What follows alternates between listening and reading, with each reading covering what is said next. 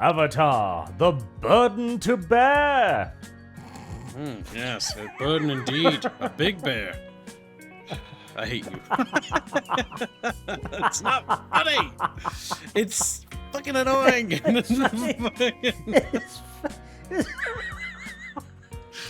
You have no really idea. Goddamn funny. Because he's right there and he's got a bear on his head and he's like, the burden to bear. I'm gonna bear. Got a burden to bear. That's the message of my story. Burden bearing. Come on. That's some high humor right there. Like, that's the best part of humor in the entire goddamn show. I cringed at that part, and then he got so excited. He's like, "I'm gonna do that," and then here we are, and he did it, just reminding me of that scene. It was the best bit of the show. Like 8 hours later, that was the peak. That really was the top. To bear, which kind of sums up like my feeling on the show, honestly. The burden to bear. Alright, so, okay. This show released all 8 episodes at once, and I understand why.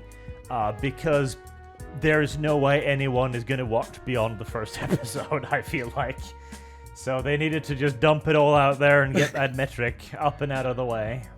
Yep, just pump and dump as you do.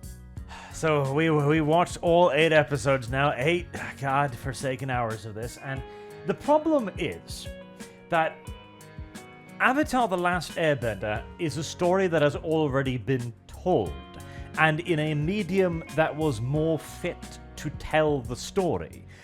Which simply leaves the question, if this story was told, like, what, 12, 13 years ago now? It's been a while since Avatar the Last Airbender. It's been quite a while. Yeah, well over a decade, I believe. What is the benefit of a live-action series? What does this add to the story? And the answer is really nothing. Okay, One Piece was an excellent example of a live-action show that added something to the mix, as One Piece was so faithful as a live-action show to the original that it was essentially anime for people who don't like anime. Whereas this one is not that faithful. It's relatively faithful, but it pairs out a lot of things, and it adds yet more agenda. Now, in part, this is good.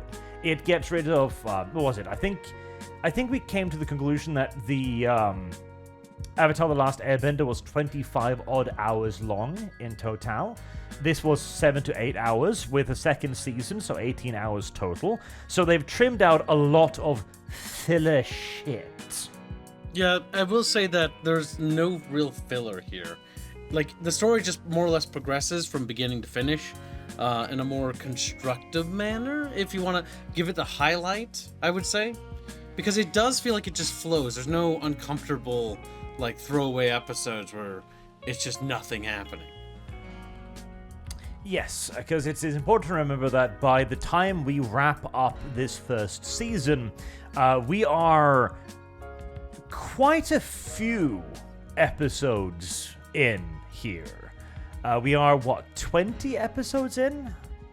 I think? Yes, 20 odd episodes in. So we're quite a bit into this when this begins wrapping up, right? Mm-hmm.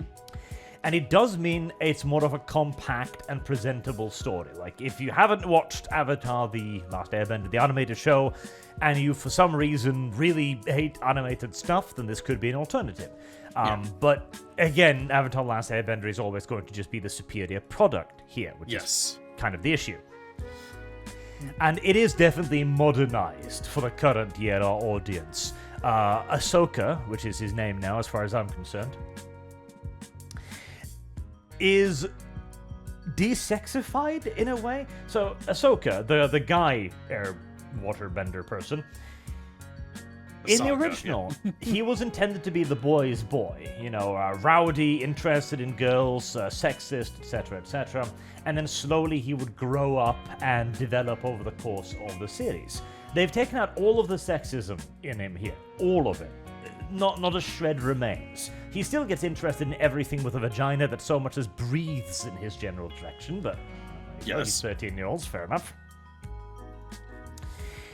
His sister is now the perfect feminist icon, to the point where in the last episode, the master of the waterbenders gives her the full, "Oh my god, thank you, woman. Woman, you taught me the error of my ways. Woman, I've revised my entire worldview. Woman, master woman, here, have this valuable gift. Woman." Yes, they do that, and the last episode was really annoying with that, because, like, oh my god, she comes into this village, and they're very conservative, right? The northern tribe, water tribe versus the southern tribe, because they've been behind their wall, and right away they go straight to the third wave sort of feminism era stuff, and it's so dated, where she's like, "I'm stronger than you, and I'm strong, independent female. Also, all the women should fight," and the women have no combat training whatsoever. But, they should fight despite not having any actual training. Yes, and they fight just as well as all of the men with actual combat training, of course. This isn't even... This is fourth wave feminism we've hit now. We've superseded the third wave of the show. As in the animated show, Master Old School Conservative actually rescues the city at one point by holding off the firebenders. He actually contributes to the city's defense. In this show, he does nothing. He's shown for one moment where he goes like, "Woman, please, help us. We're getting our asses kicked." And then you don't see him again until they've smeared some ketchup on his face, and he's like, "God, thank you, woman, for being here. We couldn't have done it without you. It's a miracle I'm alive, really." Thank you so much. God, it's... Yeah, they've removed... Like, they've gone... Like, you put it so perfectly. Like, it's fourth wave. They've now gone out of their way to remove elements. And they did say prior to the show that... And they warned people, basically, about what they had done. That they were removing dated elements. Because it's interesting. We've seen how the goalpost has moved, right? The zealotry of this sort of radical ideology as it continues to, unravel itself as time goes on. They don't even present the other side anymore. They just erase it. Yes. Back when the animated series was made, it was still fine to have a male character that could do something. That was still acceptable. Now he is fully pushed to the side. He has no achievements other than being conservative, old, and white, and thus obsolete. Yeah. That's, It's interesting to see, I guess. Also, I love the fact also... Okay, sure. Ahsoka with a K, who's the female one.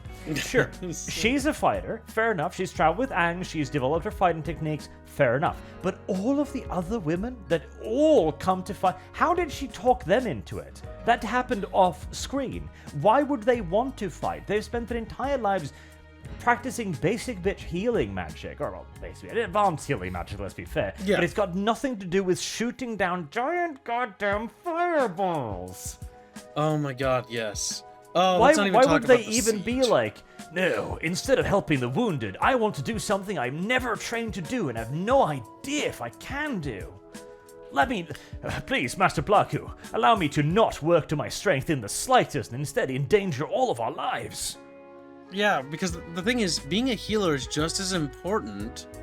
See, what's interesting is they've devalued the gender dimorphism. They're saying that being a healer isn't important as being a fighter, when it is every bit important. Because that is the fourth wave feminism. In the third wave, there was still the potential for equality there, at least to some degree. But fourth wave, now we've completely rejected that. Now the feminine form is always inferior. Now women are simply just more men. Yep, it be men, don't be women. That's such a... It's a fascinating thing to see in practice, especially in like a kid's show. Isn't it? It is. Like, the agenda has fully taken root and taken over the show at this point. But, okay. I was about to say, before we go too deeply into the weeds of politics, but too late for that, I guess. We're in the thick of it now. The thing is, the show itself, there's not a whole lot to say about the show itself. It suffers from the problems that are inevitable to a show like this, in that it is resplendent with child actors, none of which can actually act. The acting is abysmal. Yes, it's not very good. Especially it gets better over the course of the show. I will say, episode 8 is certainly better than episode 1 because now they've got a lot more practice. Definitely. But it really stings in the first few episodes when you see the child actors act against grown and good actors too. There's several scenes in the first 2 or 3 episodes where they CGI tears into their eyes. Oh, yeah, that would look really bad. The fake tears. That was just weird and uncomforting. Like, why? Yeah, because like Aang's getting watery eyes in one scene, but they look weird. And then the next scene, they're just gone. Water's gone. Yes. Versus like, gone. you know... His dry, his cheeks are red and everything. And again, the tears just... They're obviously not real. Yeah, and they do this thing where they squint their eyes to show they're sad when they're sad. But like nothing happens. And it's like, I am sad. I'm sad. And their emoting skill is just not there. It's really rough. The first handful of episodes are the worst. After you get past that, it seems like they start to click a little better as they get into the swing of things. But the beginning was a bit on the oof side there. They clearly get more used to things. And the story itself is mostly kept intact, with the exception of feminism here and then, of course. Yeah. Just compressed down. Now, the one thing that I really hated, though, because most of this is relatively unoffensive. It's just an inferior product in every way, shape, and form compared to the actual animated show. Yeah. Is Azula. I hate this representation of Azula. And I was really looking forward to seeing Azula because Azula is the perfect female, okay? She is the ultimate woman in every way. She's evil, deceitful, manipulative, born psychopath, and dangerous as fuck. I love Azula. In this show, she's none of those things. Okay, Azula... There's a beautiful example where at one point you see the Fire Lord Ozai, and he does a very good job, by the way. He looks goddamn imposing. His face looks like a fucking razor blade. Like, he looks sharp, fit, dangerous. And then you've got Azula, his daughter, a pudgy little dumpling. And it's like, okay, this is fine. I'm not being racist against the dumplings here or anything, but this is not Azula. Azula is sharp. Azula is dangerous. Azula should look like a whetted sword's edge at all times. She should constantly have a slight scowl at her face, looking down her nose at people. Again, Azula is pure, gosh darn, evil. And one of the other worst part too is, in this show, they introduce Azula as already unsure of herself. Her entire character is built on her insecurities first and foremost. This is not how she is in the animated show. She is introduced as extraordinarily capable, extraordinarily effective, and extraordinarily gifted. She's the only one who's mastered like blue firebending and electricity. She's a goddamn genius. And only much later does that unravel. That follows Zuko's progress line, where Zuko is introduced as a bad guy and then is slowly given additional values, additional weaknesses, which makes him identifiable and respectable over the course of the show. Whilst Azula takes the exact opposite approach, where her weaknesses are shown first and then her strengths, because even then weaknesses. Her weakness is, Daddy, you're being a bit mean to me. Yeah, that's kind of what they've gone for the angle. It's like, Dad, you're holding me back because I'm a strong, independent woman. That's unironically the angle they pull. Yes, and it makes her worse because now all you've turned Azula into is just a girl boss character. Yeah. This is the issue. Because you can have a capable female character, as Azula was in the animated show, and still have her be interesting and cool by then adding elements onto her like they did with Zuko. When they do it this way around, there is nothing more to add. You are finished with Azula's entire goddamn fucking plotline now. I hate it.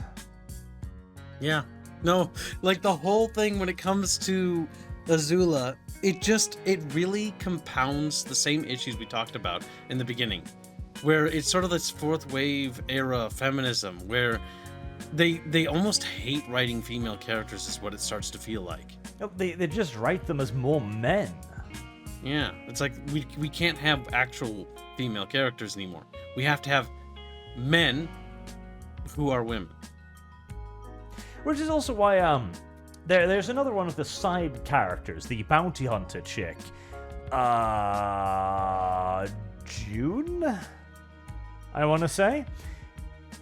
She's probably my favorite now, and she's in the show for like 5 minutes, tops, because she's presented exactly as she is. She is a villain character that is not the focus of the writer. I did an entire video on this literally yesterday at this point. And therefore she is allowed to just be a character. Her character is, she is harsh, she is aggressive, she is completely self-dependent, and she obviously uses her feminine wiles as well, which is why she's wearing the clothing she does, wearing the makeup she does, and she's presented just as that. She's just a cool-looking, dark female character.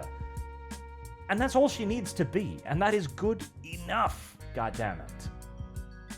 Yeah, no, that is the way you do it.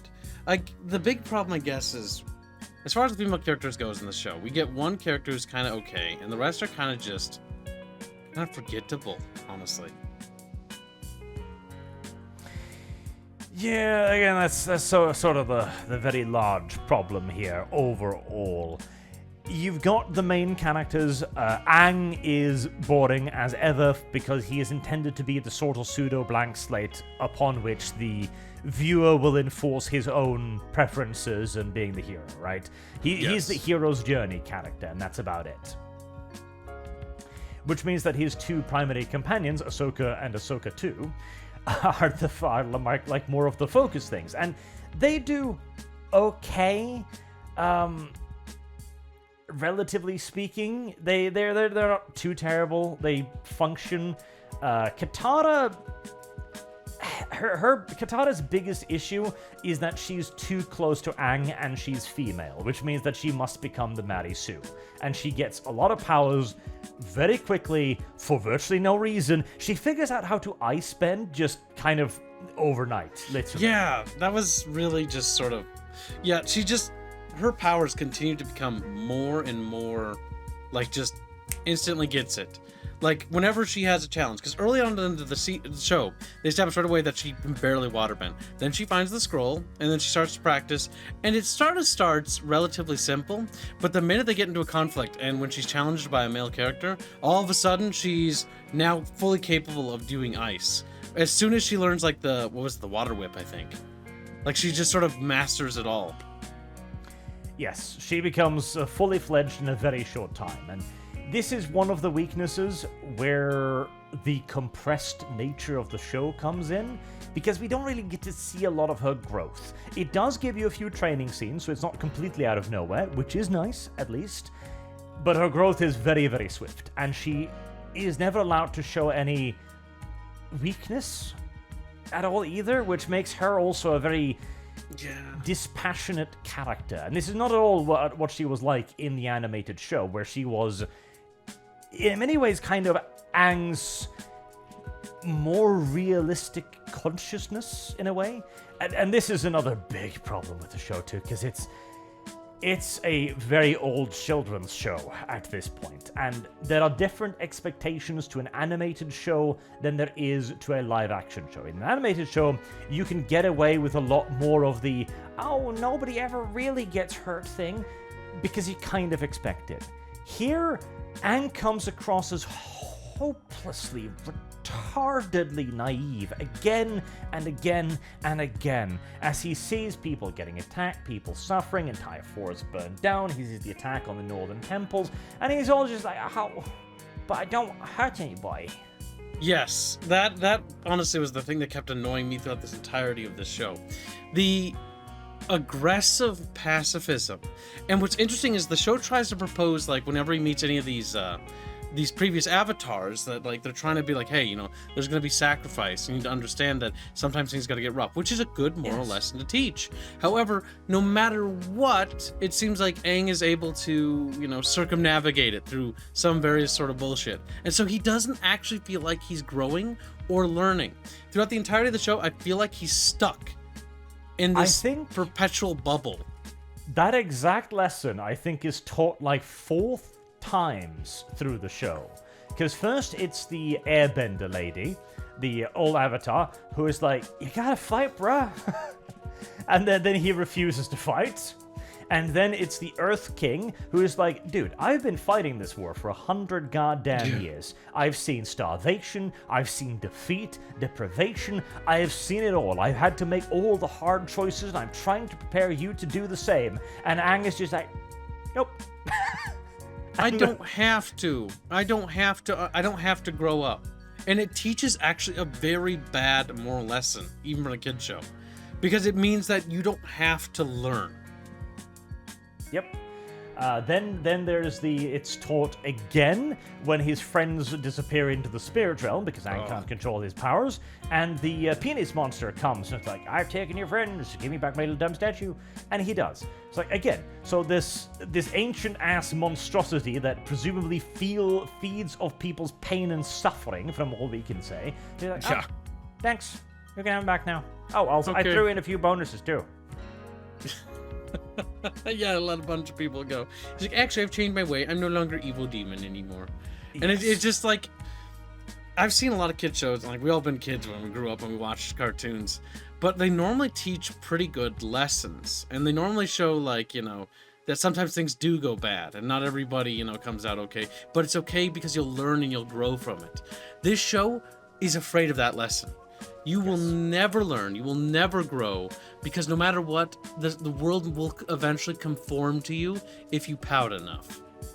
Yes, as the lesson is taught for a 4th time with the siege on the Water Tribe Kingdom, where a burden to bear tells him that those friends of yours are probably going to be a liability, because if your enemies are intelligent in the slightest, they'll just assassinate them instead of you, because, that's how they get to you, which they never do, mind you, because, again, that would be a lesson that we can't teach. We can't teach in the show, Even when he sinks the Firebender fleet in the grand finale, it's not Aang. Aang isn't doing it. The Goddess of the Moon gets stabbed by a side character, and Aang sacrificed himself, temporarily, because this is a Disney movie, to take on the power of the god of water, Godzilla. So again, Aang didn't do shit. Aang's only thing here was Aang surrendered. It's like, okay, Mr. Fish Person, you do the dangerous deeds. I learned nothing because I didn't commit any errors or mistakes. Like Aang, the reason why Aang is I think the weakest, and even in the original is also a weak character, is because he just doesn't learn. He is perpetually stagnant, and no matter what, anytime he's challenged with a problem, somebody else solves that problem for him. He doesn't have to deal with almost anything on his own. And can Which is exactly what find his way happens with through the Water everything. Tribe. Yeah. As Furry Woman is like, I've got the solution to this. I've got a little bit of fish in me. Steps into the pond and becomes the moon. And everything is back to zero. The entire moon reappears. The death of the moon goddess is cancelled out. Aang's berserk state disappears. Everything is fine. And okay, one of the things I really hated too is the scene where the girl's father is kneeling down to the pond and he's picking up her gloves. There's all that remains of her. And he's just fine with this. Completely fine with it. He looks over at Ahsoka 1 and goes like, dude, like, she totally chose to off herself. You couldn't do anything. He's so zen about his only daughter. Yeah, he's dying. chill about it. Like, it's just no attachment, no care for the other characters. Like, yeah, no, like, that was gonna happen. Because in a prior scene, earlier in the siege, he's like, protect my daughter no matter what happens. And then Ahsoka's like, I could will. never handle it if something happened to you. I'll never recover. I will be truly devastated by your loss. And you are the I quote, the future of our people. We Yes. can't afford to lose you. Yes. Loses her. She wasn't really important. Yeah, I'm still alive. I guess I could pump out a couple more children. She was kind of a disappointment, to be honest with you. The male population around here has taken a sudden and drastic dive after the siege. I'm sure I can find somebody. There's a few openings, if you know what I mean. And this is why, just like in the animated series, the best characters are Zuko and his uncle. Yes. Because they've got a bond, they evolve as characters, and you know what? They face constant setbacks. They fail constantly. Nothing ever goes to plan for them. Yeah, absolutely. They are the most interesting characters. Even in the original show, Zuko and his uncle, I think, are one of my favorite characters. And they still are. Because they face constant failures and setbacks, and they learn from their failings and mistakes. Unlike Aang, who learns absolutely nothing. He's like, power of friendship, power of friendship. Okay, power of friendship, whatever. But meanwhile, Zukov has to learn to respect people. He has to learn to be patient. He has to learn to accept the fact that he's going to be defeated occasionally. He has to earn respect. Aang is instantly loved by every single human being he fucking meets. There's even a scene in the show where they comment on Aang playing with some children, and Ahsoka too goes, that's his special gift. He always connects with everybody. Because that's true. Every human being he meets is instantly like, you're the best person ever. Even when he arrives in the Northern Water Kingdom and he disappoints them for about 5 seconds, he then immediately proves himself, and they go like, thank you, Avatar, you saved my people. Avatar, you're like basically like the most amazing Gary Stu I've ever met in my life. Meanwhile, Zuko saves the 41st Division, which consists of 30 people, because this universe has no idea how tactics or militaries work, of course. Or divisions, yes. And he doesn't tell them. He doesn't tell them that he was the one who saved them. He keeps that quiet because he doesn't want to hurt their honor. And they misunderstand him. He's a bit snappy because he's been exiled for 3 years, etc. And then he grows and begins to value them, and they begin to value him. They have a character development that Aang and his little posse of random plot points completely lack. There's such an amazing scene where, like, originally his uncle has to talk to him and tell him the truth about what happened. And when Zuko returns to their ship, like, the men are like, my prince has returned. Because in a prior scene, he's like, he's not my prince. And, like, that whole change to the men saying, like, he is my prince. Like, that scene carries so much weight and emotion behind it. Whereas our main characters carry absolutely diddly dick all in the way of weight whatso fucking ever. Even Azula. So there's supposed to be a counterpoint to this. In the animated show, we don't see Azula until after the siege of the Water Tribe Northern Stronghold. And Azula is introduced as going after Zuko and the rest to hunt them down, because they're basically deserted at this point. She needs to find some of her own companions to go along with her. So there's 2 companions, Ty Lee and something with M, I think. Bad with names, I cannot remember. And she doesn't get power of friendship or anything. Like, hey, come with me. And they go like, oh yeah, toots. No, she blackmails Ty Lee. She threatens her into joining her. She binds people to her through fear and malice and manipulation as a fantastic counterpoint to Zuko's evolution.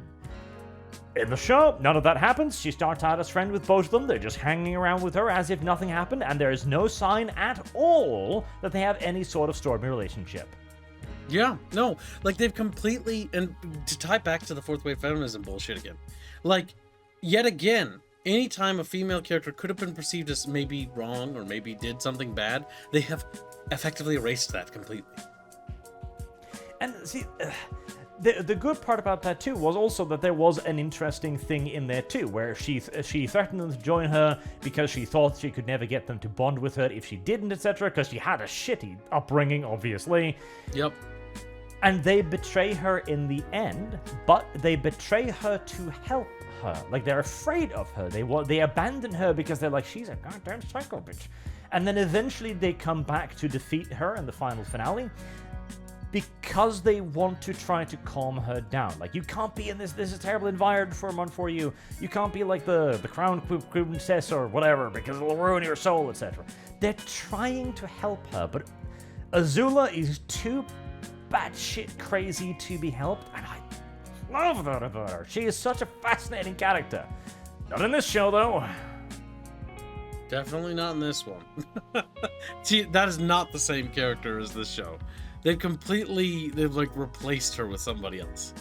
Yes, like she does not look the part, she does not act the part, and her story is completely different because, again, you can't have a female villain just be sheer, pure villainous. And Azula was pure, sheer, unadulterated villainous. Like, she was a crazy bitch, which was the best part about her. Don't worry, they took that from you. they did. And it kind of leaves us without a villain. That's also kind of the problem, because you'd then maybe think that they're going to double down on the Fire Lord Ozai, right? Because he was already a pretty horrible human being in the original show. No, they go the opposite direction. They actually try to humanize Ozai a little bit.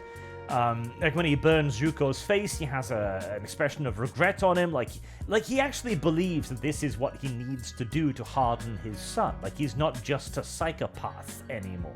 Yep. Like, really? Even at the battle of episode 8, like, he's like, no, my son definitely survived. Like, he is stronger than that. And even if he did, maybe then he'd be weak, but I don't believe that for a second he's dead. And it's like, so, like, who's evil? It feels like we've entered the classic, everybody just misunderstands each other. It's a big misunderstanding. Yeah.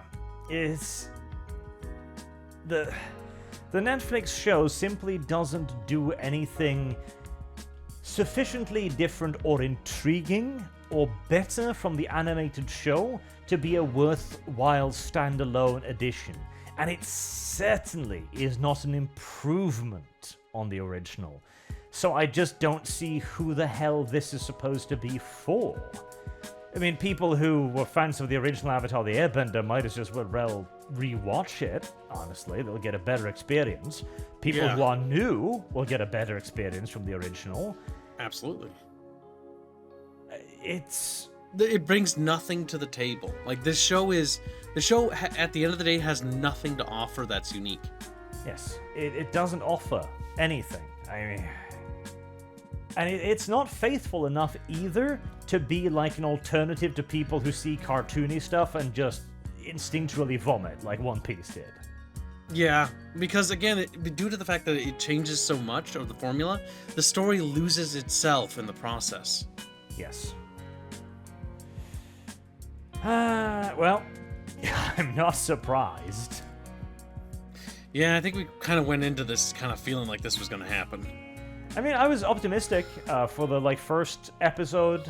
I was thinking to myself, okay, this sort of works. I'm not hating it. It's just not very interesting.